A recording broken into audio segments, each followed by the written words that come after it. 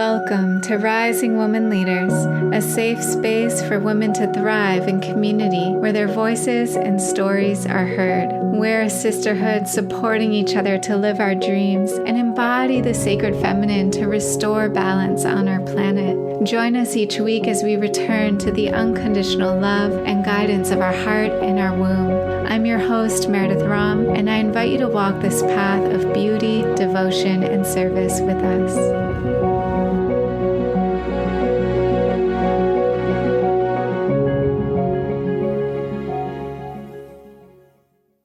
I'm here today with Gabriella Takutzima, who is a pagan ceremonialist, animist, and an initiated Dianic witch. She worships the goddess and celebrates her Celtic heritage as she walks the wheel of the year. She's also a birth keeper, massage therapist, energy worker, and wife.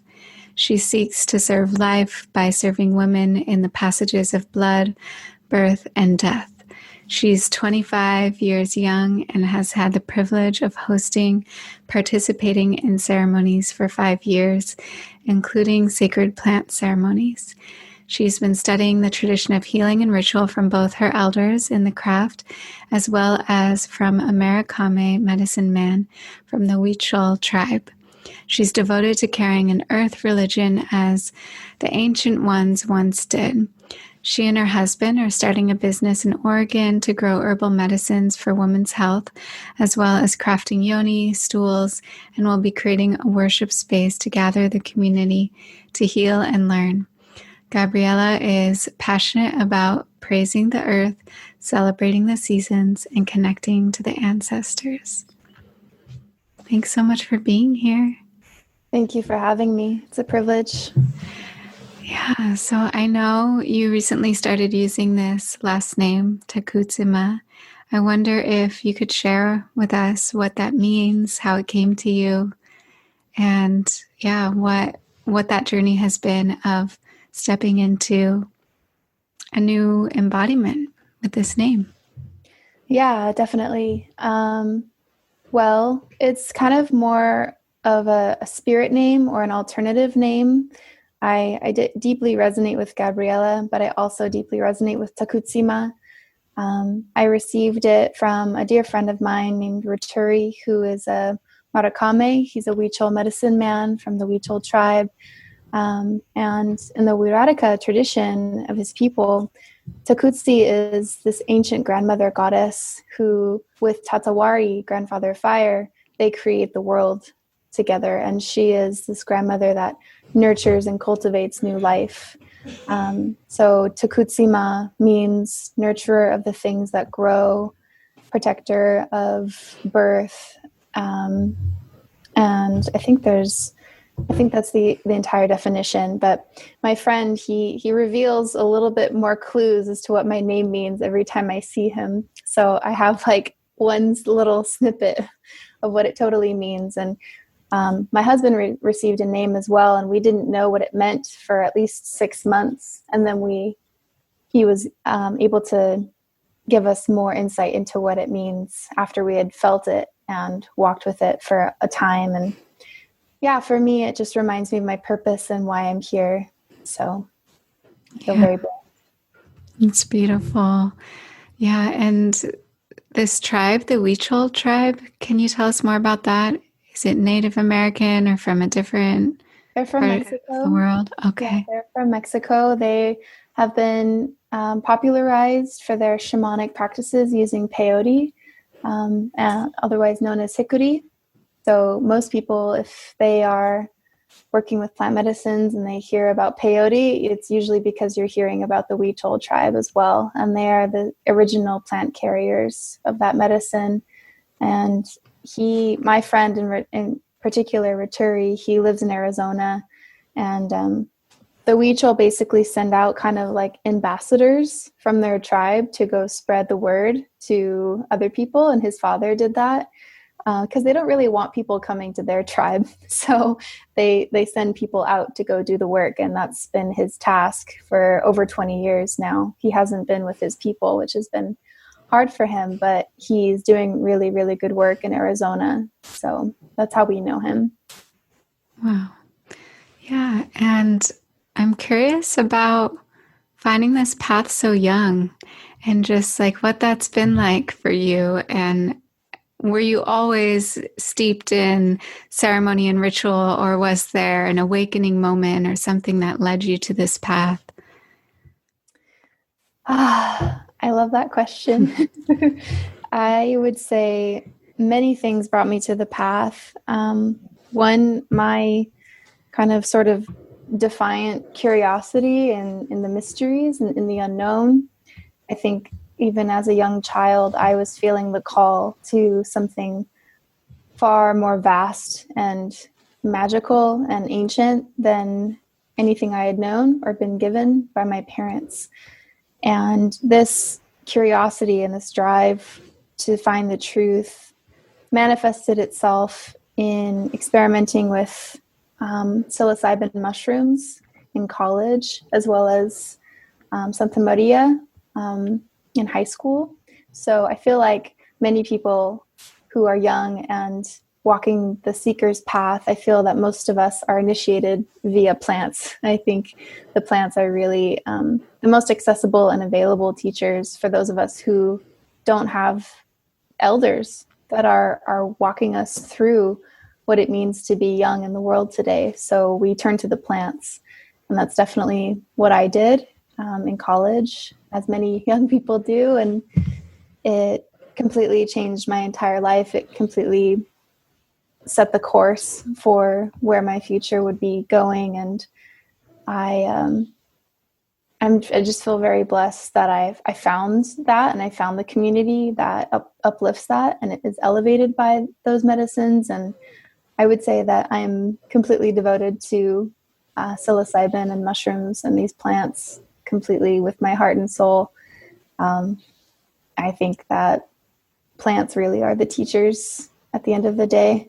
And yeah, and then it's just kind of snowballed from there, exploring through spirituality and religion classes alongside psychedelics in school, and then meeting teachers, meeting people that would catalyze growth in even deeper ways. My Reiki teacher was the first teacher that I met. I was about 16 when I first started training with her, and she's actually a really good family friend, and she's actually how I know Rotary.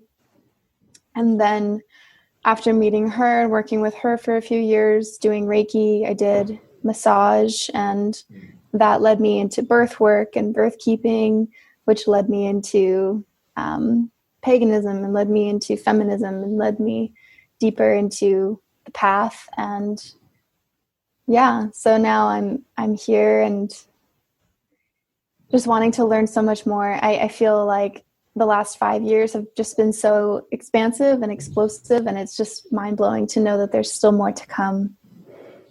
Yes. Yeah, just wait until Saturn return. Right? Yeah, a lot shifts and opens up and just like comes into, yeah, even more alignment. I'd love to hear about your connection with your ancestors and just how that journey has been for you. Was it easy to learn about them, or did you have to do some deep digging? And what is your ancestry? All of that. Well, I would say I'm very privileged and fortunate to have access to a lot of information. I am mostly English. I'm mostly European. So usually European ancestred people have more access because we were the ones being educated and writing things and keeping records. So via that, I have gained a lot of access to a lot of information, I would say. And both my grandmothers have done an extensive research into ancestry, and that's given me a lot of information. I am mostly of Celtic heritage, so that's like the British Isles, Ireland, Scotland, even small hints of French. The Gauls settled in France. So, and then I have Danish, and before that, it goes back into Norway.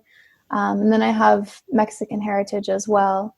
And yeah, I would say that that's been really huge in my path as far as understanding where I come from, I feel that we have to really know where our roots are so that we can better know where the future is and we can know what steps to take. And I know that that's not the path for everyone, but that's certainly been very helpful for me in feeling like my purpose and my place on this path is good.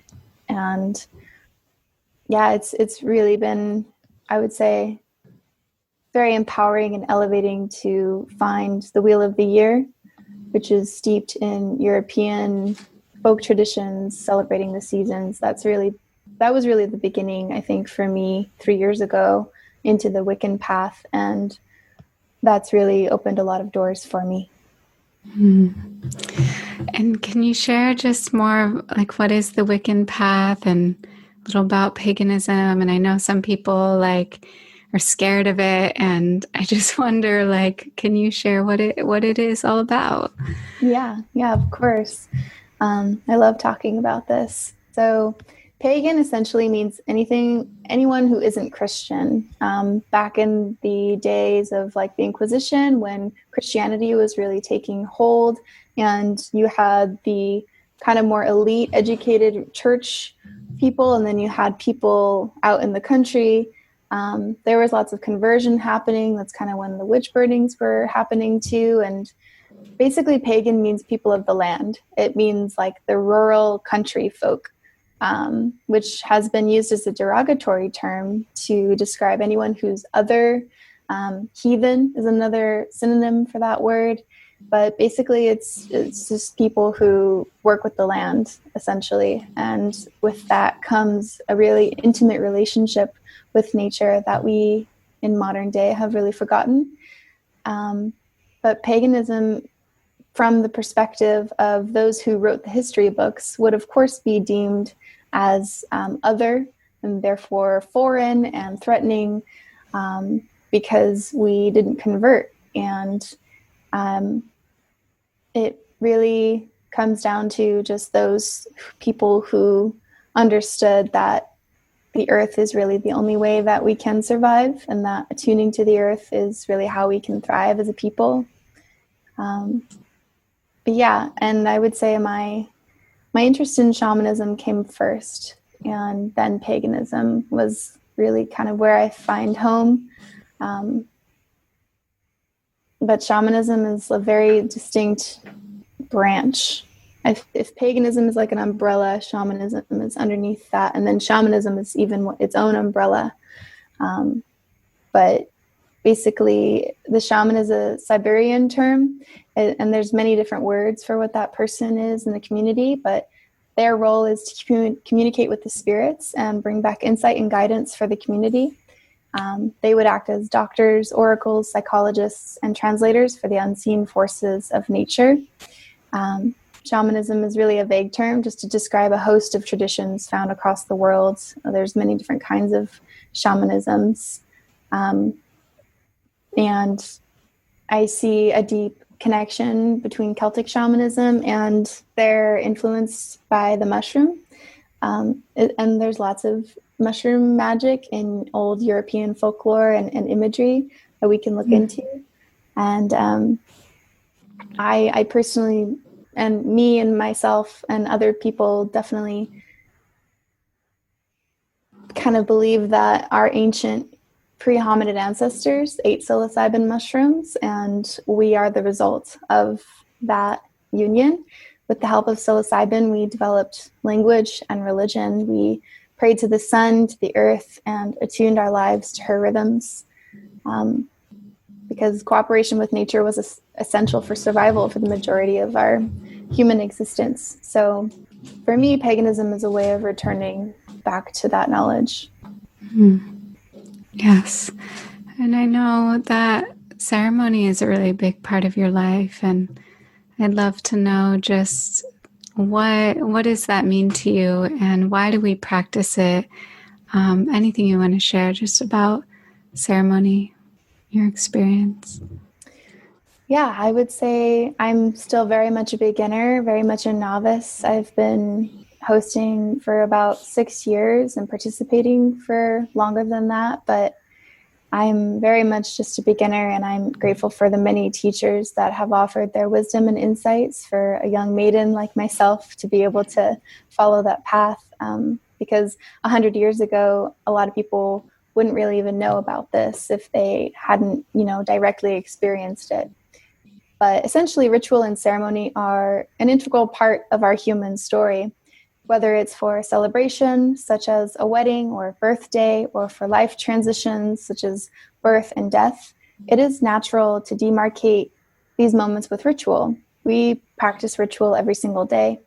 Family traditions, holidays, days of remembrance, these are all rituals that remind us that there is a time and a season for everything. We need ritual, I think, to fulfill our human need for connection, belonging, and progression.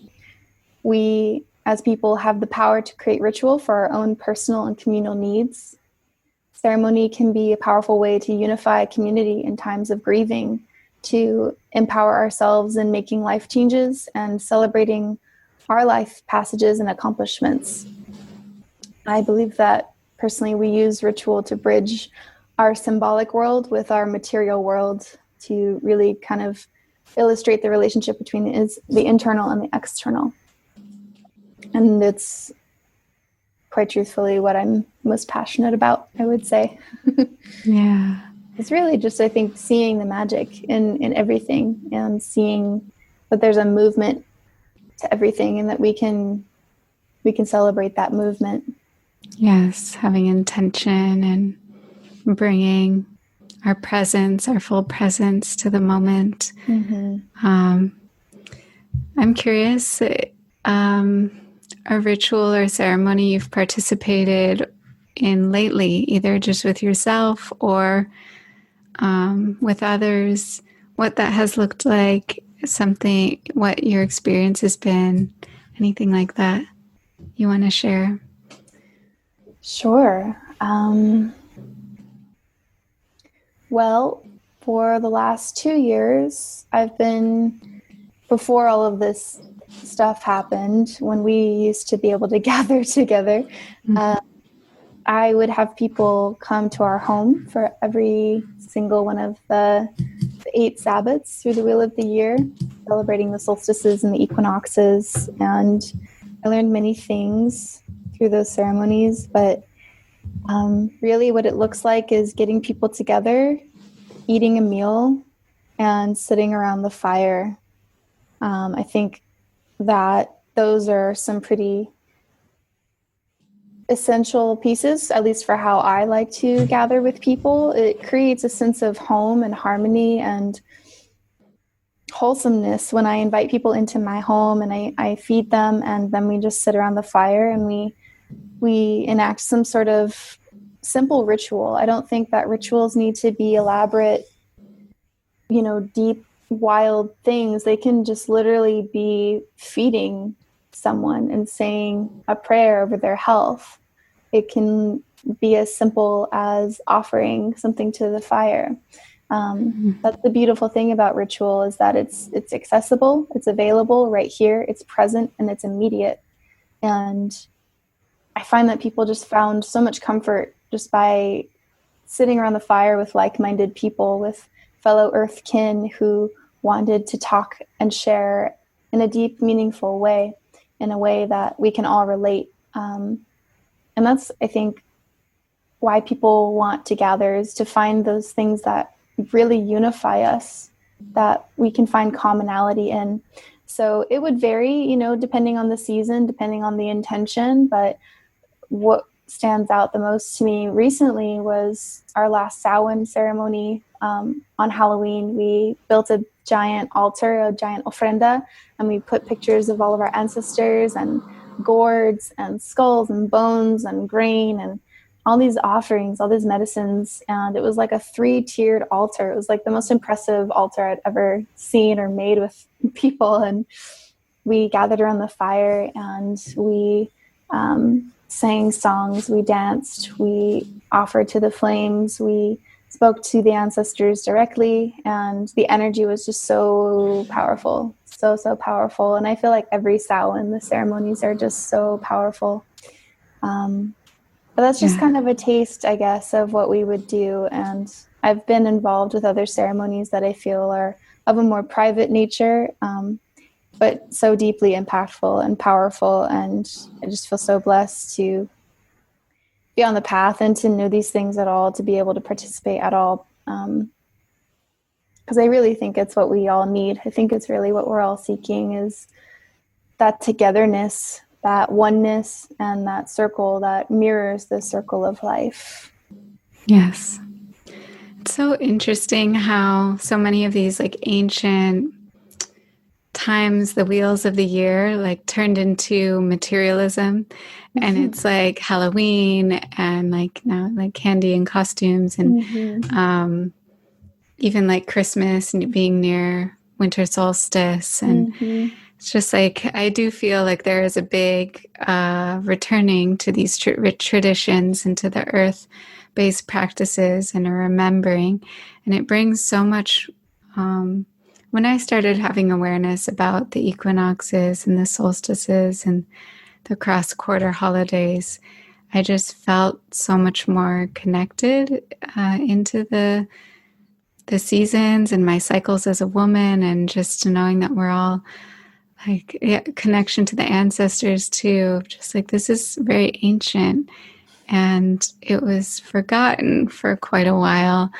And I'm really grateful that so many of us are remembering and being curious and asking questions. And how can we learn? How can we find more? Like, yeah. So I just wanted to speak to that. Yeah, it's amazing. And I think it's just a testament to how powerful these traditions are that we still have such a thing as Halloween. There's literally no religious significance for it whatsoever, except for Dia de Muertos, which that tradition has stayed very consistent where it's rooted from. But Halloween, in its modern conceptualization, is really a direct continuation of our Germanic folk customs. All the things that we do are still things that we all once did back in Europe. And I think even though like Christianity has kind of adopted a lot of the symbols and the traditions, the fact that we still celebrate the egg and the hare as signs of spring, whether or not people are conscious of their significance or not, I think is not necessary. It's not essential. But the fact that those symbols still are here, that they are still present every single Easter, that we still continue to look to these symbols and gain so much like energy from this imagery. I think that's just like I said, a testament to how powerful they are. And I think it's us like all kind of hearkening back to the days when we honored the sun and we worshiped the rebirth of the sun, and when we knew that nature was everything to us. And I love that people are returning to that with the advent of the internet and social media. There's definitely a trend I'm seeing for the craft, and an excitement and an interest and exploration of people, usually women, celebrating themselves and coming back to these traditions and finding home in them. I felt the exact same way when I found the Wheel of the Year. It was definitely like a coming home. It was like, oh wow, there's literally like a season for everything. And these traditions, these symbols, this imagery, these prayers, they all mean something so much more than just like buying gifts for people compulsively. And I love that deep, deep meaning that I find in the Wheel of the Year. And I love the progression that it creates, and the sense that there's just like a holy day, like always around the corner, or you just passed one. It's really fun. I'm really excited to raise children with that one day. Mm-hmm. And I know you're moving to Oregon soon, and it sounds like the intention is to have some kind of farm or working with the land or growing herbs. Can you tell us more of just like what that plan is, how it came about, what you're going to be creating there? Yeah, thank you for asking. Of course, plans are made to be changed, but right now the intention and really why we embarked on this adventure was to raise children in nature. I told JD back when we were first dating that I'm not having children unless they're going to be raised in nature. And he had that same value. So that was really the beginning. And he is a farmer. He's into permaculture, and he's also into woodworking and blacksmithing and just cultivating the land in that way, teaching. And I'm very much interested in the healing that comes when we connect with nature and we connect with ourselves. So the intention is to merge and weave all of our interests together and create a farm and do kind of like the homesteading idea, growing a lot of our own food, raising animals, growing herbs. I intend to grow herbs that are specifically for womb health, herbs that would help with menstruation and breastfeeding, pregnancy, all of that, because those herbs have really directly influenced my own health and my own life. And my husband made me a yoni stool so that I can do steams, and we want to keep making those and sell those one day along with the herbs. And then I foresee having lots of gatherings, coming together and celebrating. We have about 7 acres, and we want to get a yurt at some point so that I can be able to host people overnight. But we are also contemplating like homeschooling and maybe being able to host children to come and like celebrate the wheel of the year and teach them about the seasons and growing food and all of that. So that's kind of the idea. I'm open to it becoming something more, though. Yeah. Beautiful vision. And yeah, I just know that it's coming soon. So just sending my blessings on the seed that has probably been planted a long time ago, and just seeing that come to fruition. Thank you. Yeah. I know your work also is about the goddess, and just like you really seeing our bodies as a way to connect with her.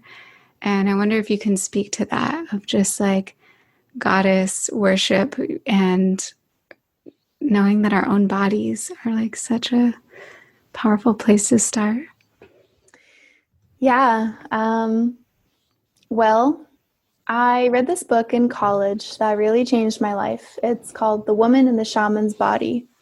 And it starts off with this author presenting this piece of evidence that is really extraordinary. It's an archaeological dig of finding an ancient, I want to say Neolithic burial site of a figure, a person who was buried with, I think, deer hide and certain like powerful medicine seeds and all these other tools that would be associated with shamanism.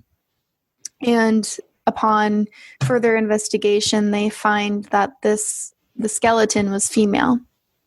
And this is one of the oldest burial sites that they've found of a shaman, let alone of a female shaman. And this dig site was covered up for many years until recently, until I think before that book was written, of course. And it just kind of goes to show how long the tradition of women being carriers of the mysteries and of magic really is. And back in the 60s and 70s, there was a revival of the feminist spiritual movement when Wicca was starting to really come back. Neo-paganism was really making its full resurgence as women were starting to question and awaken and heal themselves and begin to want to detach from the patriarchy, which had told them that God was male. A lot of these women were in their adulthood coming into themselves as women. Meanwhile, as their entire culture is shifting and shaping so radically at that time, and in the midst of that, they awaken to the knowledge that, wait, there's goddesses? There's whole people and communities long ago that worship goddesses. I just try to imagine like what that must have been like, because we, since then, those of us who are alive and young today, we've I think, just kind of take for granted that we know these things, that we know there's a goddess named Artemis, that we know of the goddess Pachamama. But there was a time when modern American Western women didn't know these things. So that discovery is a really, really huge piece and a huge reason why we're even having this conversation today. So I give thanks to those women that did that work and discovered those things so that we could sit here and revel in the goddess even more. I was reading a book, and this woman was describing her experience coming to find the goddess at that time. And she said that something along the lines of, I felt for the first time that piece of divinity that was within myself that had been waiting and hiding for so long. I felt that there was a reflection of myself in the divinity in the world, that I could emulate this figure, this deity. And that really hit me in a big way, because for the most part, women are brought up with this idea of God, of spirit, of the creator being a male figure. And that's, I think, creates some dissonance and some distortion for those of us who want to really feel a connection with the divine. And for us as women, it can feel really, really beautiful to find that comfort and connection by personifying this vast universe into the form of goddess. I recognize that nature is inherently without gender, it's without sex. However, for my own personal reality and my own universe, for me, myself, I gain so much elevation, power, and purpose when I see nature in terms of the feminine, when I reflect on her as life giver, life bringer, sustainer, nourisher. It feels so deep and so powerful for me, and that's what works for me, and it doesn't resonate for everyone. But basically, I and many others believe that long before patriarchy, there were cultures who venerated the feminine and the earth as the creatress of life. Women were believed to have special connection to the spirit world because we brought forth new souls into this world. It is really woman and her cycles that gave rise to our first rituals and calendars. It is our cycles that defy the modern patriarchal linear time frame. We carry the circle of life in our bodies, and we intuitively understand the rhythms of the land as the source of our own cyclical existence. When we listen to our bodies and to the Great Mother, we may feel connected and embodied as true inhabitants of this world. So I believe that all of us, regardless of what form we came in, reflect and embody the powers of nature. However, I believe that women, particularly those of us who bleed, have a very unique and personal relationship with mortality, with life and death and birth, because we directly experience our mortality quite often. And we do have that power to be the gateway for new life. So as a doula, as a birth keeper, that's really where my heart is. That's really where my allegiance and my efforts and my support is all going in that direction, in supporting the vessels for life and seeing the obvious symmetry between us and the land and the powers that nature has to create life and the powers that we do too. Yes. And I know as a birth doula, you've gotten to experience the power of life being born and brought forth. Is there anything you want to share about your experience of just like watching birth happen?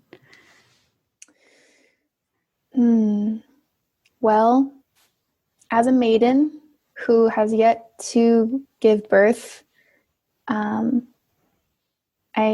imagine the day when that will become true for me.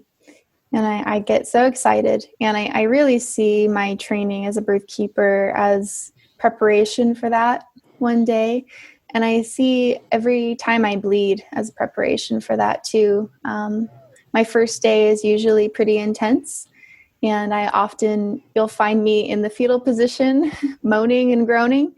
And I can totally relate with my clients when I'm in the thralls of that own type of labor. And I remember the first birth I went to, it was just the most exhilarating moment and feeling. And I saw this woman with a huge smile on her face as she's crowning, and she's just looking to her partner, and she's just like so elated, so excited, so unbelievably in love with the fact that she's doing this, even though it's super intense. And that was just a really beautiful experience for me. And I feel when I'm around someone in labor, like that not only is she opening the portal between literally the spirit world and this world, that literally like we are the gateway, that not only that's happening, but I feel like I'm getting sucked into it. And that like with all of her waves and her tides, like there's just this pulsing energy in the room, and I just get so sucked into it. And I can definitely feel the presence of the family and our ancestors unseen, and it's been mind blowing. And I've learned many things. I've seen pretty difficult, challenging things in certain births, and then I've seen blissful, amazing, ecstatic experiences in birth. And it's just like life. I guess there's just a huge spectrum of experiences about it. But I really look forward to it. I really am just so excited to pass through that gate one day. I'm also training right now to be a childbirth mentor, and I'm looking forward to how that will deepen my practice and help me to be able to serve people better. But it's all tied together, as you're probably seeing. My service in the world is deeply motivated by my philosophies, by my beliefs, by my ideology, and I see serving women as just an extension of me serving life. And I love it. I'm absolutely in love with it. Mm. Thank you. I can feel your love. There's like this just loving endurance behind what you're sharing and how you speak about these different themes and the weaving in between all of them. I think, just winding down, I'd love to hear any tips or advice or thoughts you could share around us reclaiming our inner witch. Yeah, definitely. Well, in his story and in patriarchy, the witch has been painted as a demon, painted as a succubus, painted as a child killer, painted as all these awful things. But in her story, the witch is the woman who heals. She heals her community and she heals herself. And back in the advent of Christianity, that was very threatening. It actually has been threatening for long before Christianity, for women to be the sole caretakers and technicians of birth and of healing. That's been very threatening for a long time. So we're in a really, those of us in, modern first world have the responsibility and the privilege to be able to carry that torch on, to do the healing of ourselves, of our families, and then to encourage the healing of other women. Women's power has been suppressed, denied, disregarded for millennia, and still is to this day. So to be a witch means different things to different people. When one woman heals, she offers inspiration to the women around her and teaches this to her children, sharing her healing with the world. Both trauma and healing are passed down in the blood, and it's in the womb where we collect the blood of the past and bleed for the new generations. So, like I said, witch means different things to different people, but essentially it's a woman sovereign in her own power. So a few things that can help to elevate that process is reframing our stories in terms of lessons and blessings, stepping out of victim consciousness and into creator consciousness, if you will, seeing that while, yes, we may be fraught with flaws and have made tons of mistakes, that those things are just making us stronger. Truly not seeing challenges as failures, but seeing them rather as opportunities for us to grow and heal. Another huge piece that I would recommend is attuning to the land that you live upon, giving thanks to the people who lived there before, and also just becoming familiar with the local flora and fauna, becoming familiar with the seasons where you live. That's really what my course is about. So that is a really huge piece. And I don't really see that there's like such a thing as black magic, white magic, dark magic, good magic, sea magic, whatever. It's your magic is dependent upon the landscape that you live on. Your magic and your power source literally comes from the earth that you walk upon and literally the rhythms that dictate the land that you inhabit. I would also recommend learning more about your pre-Christian heritage and folk traditions, recognizing also that you are a part of nature, that you belong to the earth, honoring your body and the seasons and tides of your own bodies, recognizing that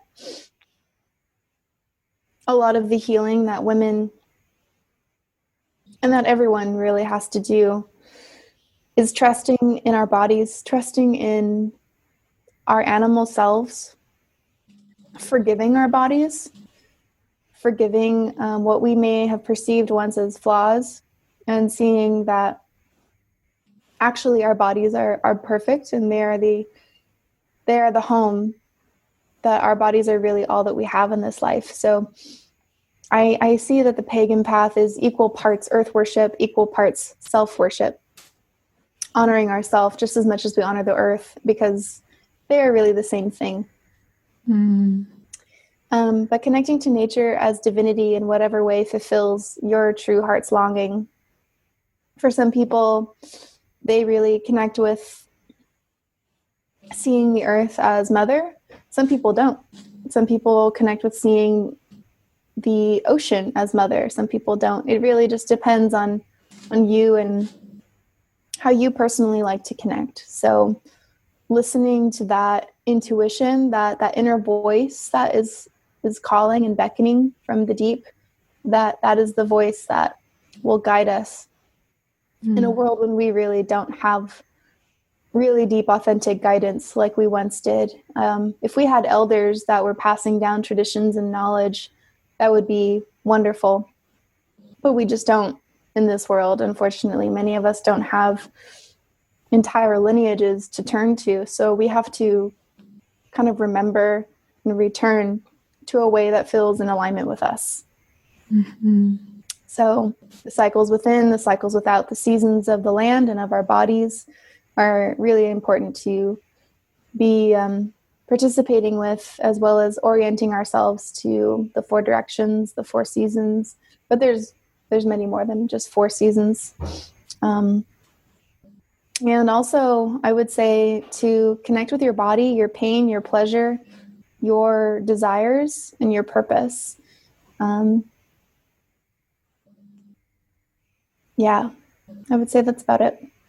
I love what you shared about it's equal parts earth worship and self-worship, and that they are one and the same. And as we're recording this, it was just Earth Day yesterday, and I was holding space for a group of women that I was meant to be on retreat with this past week, but it has been postponed. And yeah, just like we were working with the inner temple of the body being that first place that we can appreciate and worship, and seeing that as a reflection of how we show up and appreciate Mother Earth. Yeah. That's beautiful. Yeah, that's really where it's at. I also posted a lovely little circle yesterday, and we talked deeply on this exact subject, and we talked about the power of being able to mother ourselves and turning to Mother Earth to be able to heal that inner child wound that I feel so many of us have. Yeah.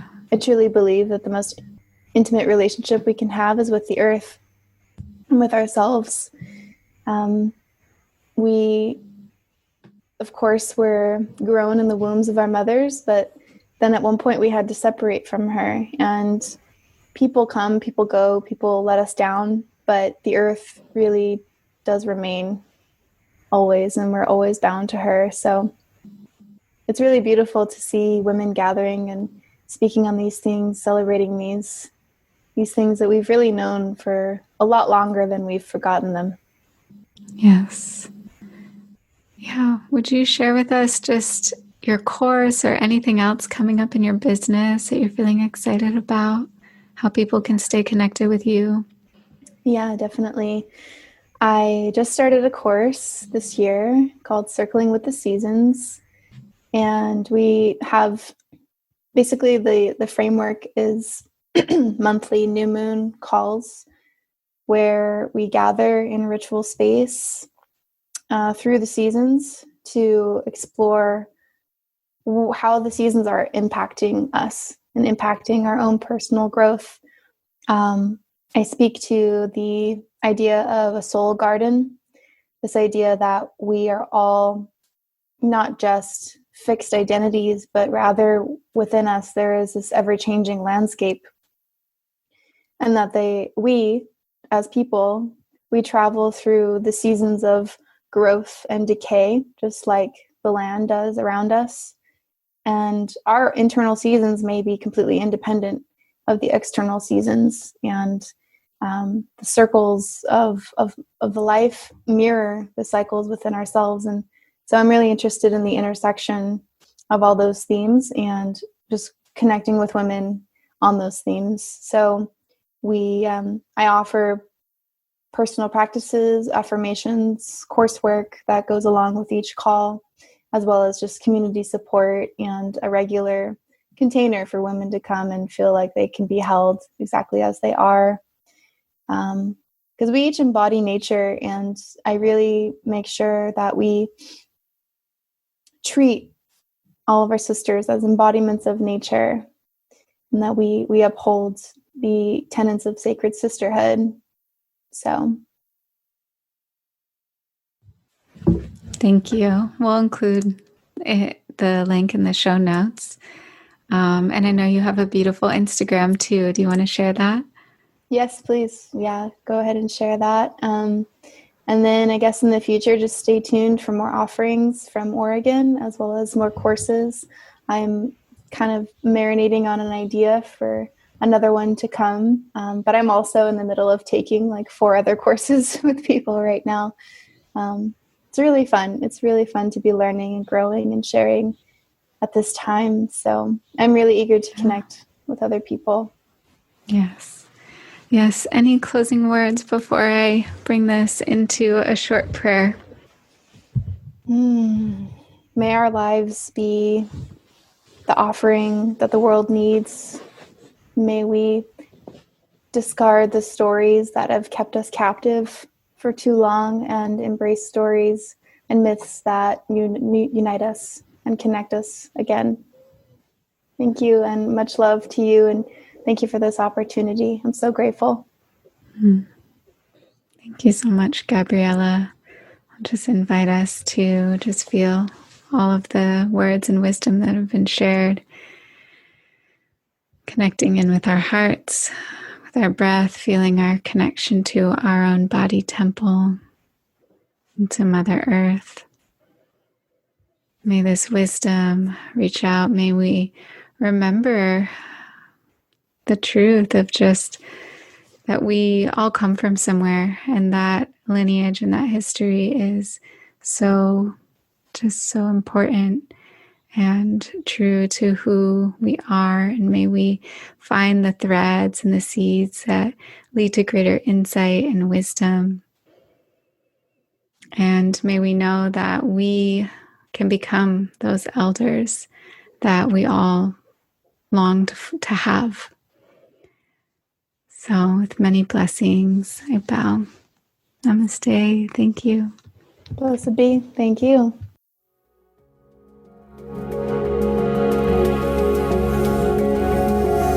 Thanks so much for taking the time to listen to this episode. If you liked it, share it with a friend or leave us a review on iTunes. You can also follow along on Instagram at Rising Woman Leaders and sign up for email updates at risingwomanleaders.com to be sure to receive all the new and inspiring content. Thanks again for being here. It's an honor to walk this path